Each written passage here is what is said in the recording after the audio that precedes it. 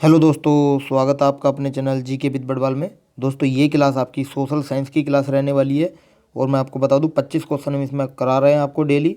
और देखिए कल आपका एग्ज़ाम है, जिसका भी 28 तारीख में एग्ज़ाम है वो ज़रूर देखें क्लास को। और मैं आपको बता दूं आपके लिए बहुत ज़्यादा इंपॉर्टेंट ये क्लास है जो मैंने आपको आज 2 बजे कराई है। जिसने भी अभी तक नहीं देखी है वो क्लास ज़रूर देख लें, क्योंकि उसके अंदर हमने सोशल साइंस कराई है। सोशल साइंस के वो सारे टॉपिक हमने उसके अंदर लिए हैं, जो भी टॉपिक आपका सिलेबस में दिए गए हैं सारे टॉपिक के क्वेश्चन हैं।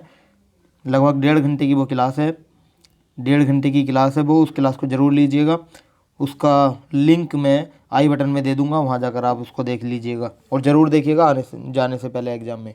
तो चलिए क्लास को शुरू करते हैं। जो नया है चैनल को सब्सक्राइब करेंगे और बेल आइकन दबा देंगे ताकि आने वाली हर अपडेट आपको समय पर मिलती रहे। चलिए देखिए क्वेश्चन है, इनमें से कौन लौह युक्त खनिज का उदाहरण है? कौन सा? मैग्नीज, अभ्रक, बॉक्साइट या चूना पत्थर? कौन सा लौह युक्त खनिज का उदाहरण है? वो हमारा है मैग्नीज। कौन सा है? मैग्नीज है, आपको ध्यान रखना है। मैग्नीज इसका राइट आंसर हो जाएगा। चलिए अगले क्वेश्चन पे चलते हैं। अगला क्वेश्चन हमारा है, देखिए अगला क्वेश्चन है, भारत में कितने आकाशवाणी केंद्र है? भारत में कितने आकाशवाणी केंद्र है? भारत में है 200 आकाशवाणी केंद्र। कितने? 200। ऑप्शन नंबर सी इसका राइट आंसर हो जाएगा। और भारत में रेडियो प्रसारण का जो पहला कार्यक्रम था वो 1923 में हुआ। कब हुआ? 1923 में हुआ था। और किसने किया था? रेडियो क्लब ऑफ मुंबई ने किया था। किसने? रेडियो क्लब ऑफ मुंबई ने। भी आपको ध्यान रखना है। चलिए अगला क्वेश्चन हमारा है, भारत में तांबा गलाने का आधुनिक कारखाना सबसे पहले कहाँ खुला था? भारत में तांबा गलाने का आधुनिक कारखाना सबसे पहले खुला था घाटशिला में। कहाँ पर? घाटशिला में खुला था, यानी कि ऑप्शन नंबर सी आपका राइट आंसर हो जाएगा। ये भी ध्यान रखना है कि ये कारखाना भारत का सबसे बड़ा कारखाना है जो घाटशिला के अंदर है। चलिए नेक्स्ट चलते हैं। नेक्स्ट क्वेश्चन हमारा है, यूनान के स्वतंत्रता संग्राम में किसकी पराजय हुई? यूनान के स्वतंत्रता संग्राम में हुई थी तुर्कियों की पराजय। किसकी? तुर्की। ऑप्शन नंबर इसका बी हो जाएगा। Option number B is the right answer. तुर्की आपका राइट हो जाएगा। चलिए अगला क्वेश्चन हमारा है, कार्ल मार्क्स का जन्म कब हुआ? कार्ल मार्क्स का जन्म हुआ था हमारा कब?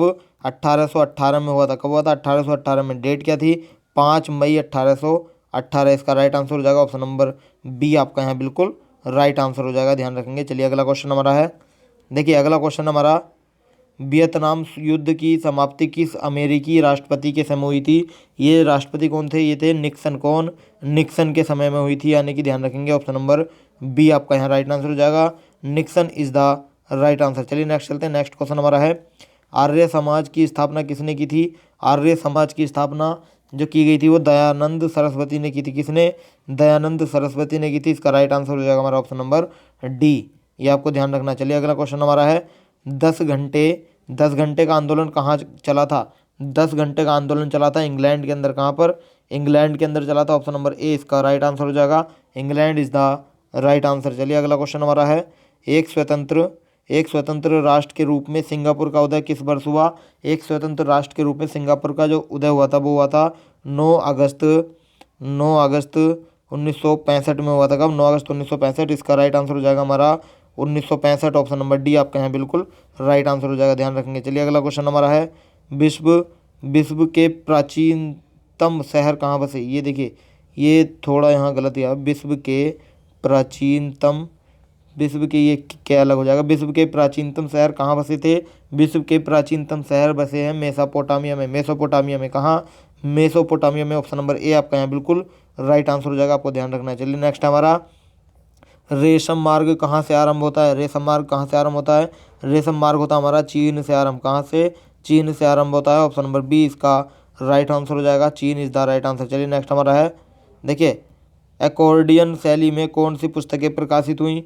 अकॉर्डियन शैली में चीनी पुस्तकें प्रकाशित हुई थी। कौन सी?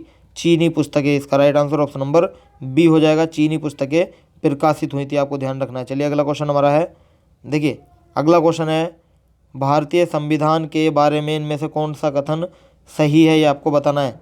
देखिए कौन सा कथन सही है भारत के संविधान के बारे में? देखिए यह धर्म के आधार पर भेदभाव की मनाही करता है। क्या यह बात सत्य है? ये आपको बताना है। बिल्कुल सही है। और नेक्स्ट हमारा, यह एक धर्म को राजकीय धर्म बनाता है। ये भी सही है। नेक्स्ट है, सभी लोगों को कोई भी धर्म मानने की आज़ादी देता है। क्या ये बात सही है? सभी लोगों को कोई भी धर्म मानने की आज़ादी देता है।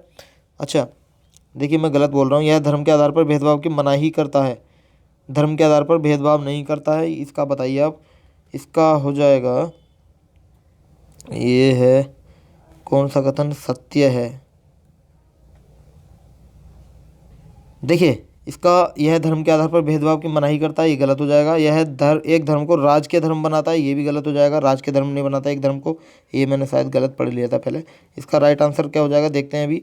सभी लोगों को कोई भी धर्म मानने की आज़ादी देता है, इसका सही आंसर ये हो जाएगा। और नेक्स्ट देख लेते हैं, किसी धार्मिक समुदाय में सभी नागरिकों को बराबरी का अधिकार देता है। धार्मिक समुदाय में किसी में नहीं देता है, तो इसका राइट आंसर सभी लोगों को कोई भी धर्म मानने की आज़ादी देता है हमारा भारत का संविधान। ऑप्शन नंबर सी हो जाएगा इसका राइट आंसर। ये पहले थोड़ा मिस्टेक, मैंने कुछ और पढ़ लिया था। चलिए अगले पर चलते हैं। अगला हमारा है, वर्तमान समय में किस शासन व्यवस्था को सबसे अधिक लोकप्रिय माना जाता है? किस शासन व्यवस्था को मानते हैं? लोकतंत्र को माना जाता है। किसको? लोकतंत्र को माना जाता है। इसका राइट आंसर हो जाएगा हमारा ऑप्शन नंबर बी, हमारा राइट आंसर हो जाएगा। लोकतंत्र इज द राइट आंसर। चलिए अगला क्वेश्चन हमारा है, देखिए अगला क्वेश्चन हमारा है, लोकतंत्र के मार्ग में सबसे बड़ी बाधा है क्या? लोकतंत्र के मार्ग में सबसे बड़ी बाधा क्या है? लोकतंत्र के मार्ग में सबसे बड़ी बाधा है जातिवाद एवं क्षेत्रवाद। ऑप्शन नंबर डी आपका यहाँ बिल्कुल राइट आंसर हो जाएगा। जातिवाद एवं क्षेत्रवाद सबसे बड़ी बाधा है। चलिए नेक्स्ट हमारा, निम्न को प्राथमिक क्षेत्र भी कहा जाता है। किसे? प्राथमिक क्षेत्र कृषि क्षेत्र को कहा जाता है। किसे? कृषि क्षेत्र को प्राथमिक क्षेत्र भी कहा जाता है। ऑप्शन नंबर बी आपका यहाँ बिल्कुल राइट आंसर हो जाएगा। कृषि क्षेत्र इज द राइट आंसर। चलिए नेक्स्ट चलते हैं। नेक्स्ट हमारा है, उत्पादन एवं आय गणना विधि आर्थिक दृष्टिकोण से है क्या? सहज, वैज्ञानिक, व्यवहारिक, उपयुक्त, तीनों। उत्पादन एवं आय गणना विधि आर्थिक दृष्टिकोण से कैसी है? ये हमारी सहज भी है, वैज्ञानिक भी है, व्यवहारिक भी है। तो इसका राइट आंसर हो जाएगा ऑप्शन नंबर डी, उपयुक्त, तीनों is the right answer. Option number D इसका राइट आंसर हो जाएगा। चलिए अगले क्वेश्चन पे चलते हैं। अगला क्वेश्चन हमारा है, देखिए, मुद्रा वह है जो मुद्रा का कार्य करती हो। मुद्रा की यह परिभाषा किसने दी है? मुद्रा की यह परिभाषा किसने दी है? मतलब मुद्रा वह है जो मुद्रा का कार्य करती हो, ये परिभाषा जो दी है ये दी है हमारे हार्टले विदर्स ने। किसने? हार्टले विदर्स ने दी है। ऑप्शन नंबर सी आपका यहाँ बिल्कुल राइट आंसर हो जाएगा। चलिए नेक्स्ट पर चलते हैं। नेक्स्ट हमारा है, एक अर्थव्यवस्था के किस क्षेत्र को सेवा क्षेत्र कहा जाता है? अर्थव्यवस्था के किस क्षेत्र को सेवा क्षेत्र बोलते हैं? देखिए सेवा क्षेत्र बोला जाता है तृतीय क्षेत्र को। किसे? तृतीय क्षेत्र को बोला जाता है सेवा क्षेत्र। ऑप्शन नंबर सी आपका यहाँ बिल्कुल राइट आंसर हो जाएगा। तृतीय क्षेत्र इज द राइट आंसर। चलिए नेक्स्ट चलते हैं। नेक्स्ट हमारा है, निम्नांकित में से कौन बहुराष्ट्रीय कंपनी है? Ford Motors, Coca Cola, Nokia, ये सभी बताइए। देखिए इसके तीनों सही हो जाएंगे, यानी कि ऑप्शन नंबर डी आपका राइट आंसर हो जाएगा। ये बहुराष्ट्रीय कंपनी है, ध्यान रखेंगे। चलिए नेक्स्ट हमारा है, भारत में मानव अधिकार मात्रा अधिनियम पारित हुआ कब? भारत में मानव अधिकार मात्रा अधिनियम कब पारित हुआ था? ये 1993 को हुआ था, 1993 को हुआ था। ऑप्शन नंबर सी आपका राइट आंसर हो जाएगा। 1993 इज द राइट आंसर। चलिए नेक्स्ट चलते हैं। नेक्स्ट क्वेश्चन हमारा है, देखिए नेक्स्ट हमारा है, इनमें से कौन क्षेत्र भूस्खलन से अधिक प्रभावित होता है? कौन सा क्षेत्र भूस्खलन से अधिक प्रभावित होता है? ये होता है हमारा कौन सा? कश्मीर और उत्तराखंड। कौन सा? कश्मीर और उत्तराखंड होता है। ऑप्शन नंबर ए आपका यहाँ बिल्कुल राइट आंसर हो जाएगा, कश्मीर और उत्तराखंड। चलिए नेक्स्ट पे चलते हैं। नेक्स्ट क्वेश्चन हमारा है, देखिए नेक्स्ट क्वेश्चन पर चलते हैं, नदी के जल ग्रहण क्षेत्र में वृक्षों के रहने से क्या लाभ होता है? ये आपको बताना है। देखिए जलावन की लकड़ी प्राप्त होती है, पशुओं को चारा मिलता है, प्राकृतिक सौंदर्य बढ़ता है, या बादल आकर्षित होते हैं और वर्षा की संभावना बढ़ती है। ये इसका right answer option number D हो जाएगा। बादल आकर्षित होते हैं और वर्षा की संभावना बढ़ती है। चलिए अगले क्वेश्चन में चलते हैं। अगला क्वेश्चन हमारा है, संविधान की धारा 21 का संबंध है किससे? संविधान की धारा 21 का संबंध देखिए मैं बता देता हूँ। संविधान की धारा 21 का जो संबंध है वो मौलिक अधिकार से है। किससे? मौलिक अधिकार से इसका संबंध दिया गया है, ध्यान रखेंगे। तो चलिए इसका राइट आंसर हो जाएगा आपका क्या? वन्य जीवों तथा प्राकृतिक संसाधनों के संरक्षण, मृदा संरक्षण, जल संसाधन, खनिज। ये तो ऑप्शन ही गलत है, एक सेकंड आंसर देख लेता हूँ। वन्य जीवों, इसका आंसर देखिए धारा 21 हमारी किससे है? मौलिक अधिकारों से संबंधित है, भारतीय संविधान की। सही है, ये आपको ध्यान रखना है। और ये जो दिया है ना इसके अंदर आंसर वन्य जीवों तथा प्राकृतिक संसाधनों के संरक्षण से, इसका जो दिया है ये धारा 47 है। कौन सी है? 47 है, ये ध्यान रखेंगे। 47 में दिया गया है वन्य जीवों से और प्राकृतिक संसाधनों के संरक्षण से, ये आपको ध्यान रखना है। 47 है इसका, ध्यान रखिएगा। थोड़ा क्वेश्चन गलत है, ये मैं आपको बता रहा हूँ, आपको नोट कर लेना है। चलिए नेक्स्ट हमारा, इनमें कौन मैग्नीज का महत्वपूर्ण उत्पादक नहीं है? कौन सा मैग्नीज का महत्वपूर्ण उत्पादक नहीं है? बताइए कौन सा नहीं है? ये हो जाएगा हमारा तमिलनाडु। क्या?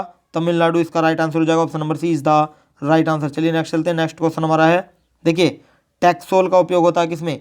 टैक्सोल का उपयोग किसमें करते हैं? मलेरिया, एड्स, कैंसर या टीबी में। देखिए टैक्सोल का जो उपयोग होता है वो होता है कैंसर के लिए। किसमें? कैंसर में। कैंसर के पीड़ित लोगों की दवाई के लिए यूज होता है टैक्सोल का। ऑप्शन नंबर सी आपका यहाँ राइट आंसर हो जाएगा। Option number C is the right answer. Next चलते हैं। देखिए आज का सेशन हमारा इसे समाप्त होता है। आपको हमारी वीडियो कैसी लगी हमें कमेंट करके बताएं। और मैं आपको बता दूं कल आपका एग्जाम है, आपको टेंशन नहीं लेनी है ज़्यादा, आराम से एग्ज़ाम देना है। जितना भी आपने पढ़ा है ये सोच के चलना है कि हाँ जितना भी मैंने पढ़ा है वो सारा कुछ मैं बहुत कुछ पढ़ चुका हूँ। अपने ऊपर फुल कॉन्फिडेंस से जाकर एग्ज़ाम में बैठना है। और मैं आपको बता दूँ एग्ज़ाम में सेंटर पर पहुँचने से पहले यानी कि जब आपकी एंट्री होगी तो उससे पहले आपको किसी से भी कोई डिस्कस नहीं करना है, किसी भी एग्जाम मतलब टॉपिक को लेकर के कि हाँ आपने कितना पढ़ा, कौन कौन से टॉपिक आपने कवर कर लिए, इस तरह से डिस्कस होता है ना बच्चों के बीच में, ये आपको बिल्कुल नहीं करना है। क्योंकि उससे क्या होता है दूसरे ने दूसरे टॉपिक कवर किए हैं, आपने कुछ और कवर किया है, पता नहीं दूसरे को कितना समय मिला है, उसने कब से तैयारी की है, और आपको आपका पता है कि हाँ मैं इतने दिनों में इतनी तैयारी कर पाया हूँ। तो आपको अपने आप में बेस्ट करना है। तो आपको जो तैयारी आपने की है आप उस पर भरोसा रखिए, बस उसी को रिवाइज के तौर पर ले लीजिएगा अब के लिए। तो मैं आपको बता दूं कि आज के लिए इतना ही। तो चलिए फिर कल के एग्ज़ाम के लिए बेस्ट ऑफ लक।